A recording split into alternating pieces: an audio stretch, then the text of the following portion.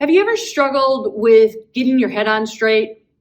Or maybe you can think of one of those other cliches, like getting your head in the game or getting your head, like you're trying to get focused. And it's one of those things that, depending upon what's going on in our life, sometimes it's really hard for us to focus, to get our head in the game of life, to get ourselves focused, because there's all these things that keep distracting us and keep making what it feels like life just more difficult than what it should be. And so how can we figure out, are there ways, are there practices to take up that can help us in that way?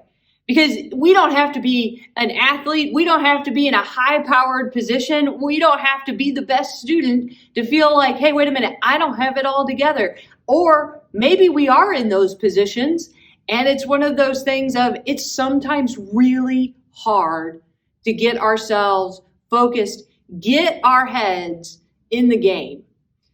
So when we think about that, here's maybe a piece of wisdom that can help us. And the book of Proverbs, it's all wisdom sayings. And in 4:23, it says this: more than anything you guard, protect your mind, for life flows from it. Now that word protection, more than anything you guard, protect your mind.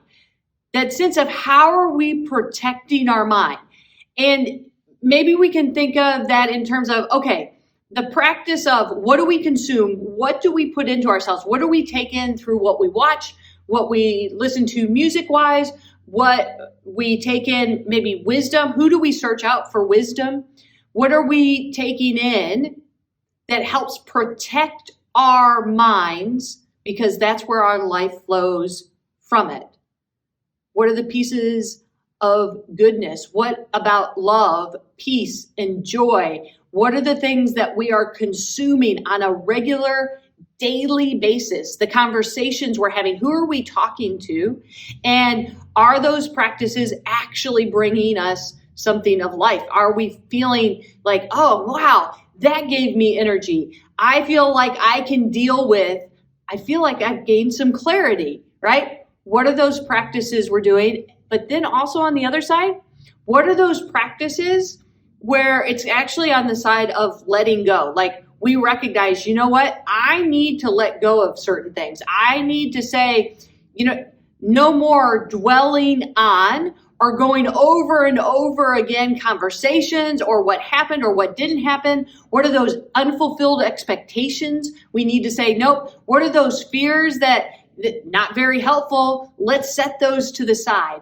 What are the practices we have where we're like, you know what, I'm going to let go of that, whether we're writing it down, whether we're verbally speaking it. Maybe we even have a visual of it, of going, you know what, I'm going to pack that all visually in a suitcase and send it off. What are the practices we have for letting go of things that just cloud, that keep us in those places that just don't help us, that don't bring us good life, that don't bring us a sense of, no, I really am loved by God and by others? What are those conversations we're having with God and one another that are helpful, that help us take in those practices of consuming? And then what are those conversations, those actions, those beliefs, those attitudes, perspectives, the things that we hold on to that are just getting in the way?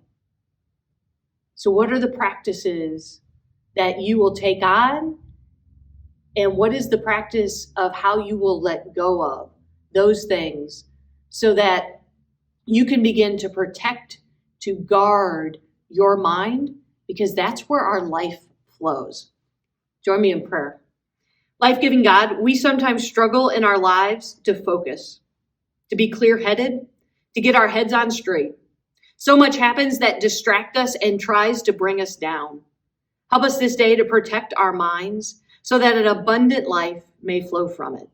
Help us to identify the practices we need to take up and strengthen us when we waver in their practice.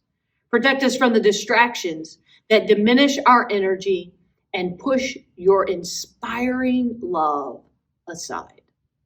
Amen. Have a good one.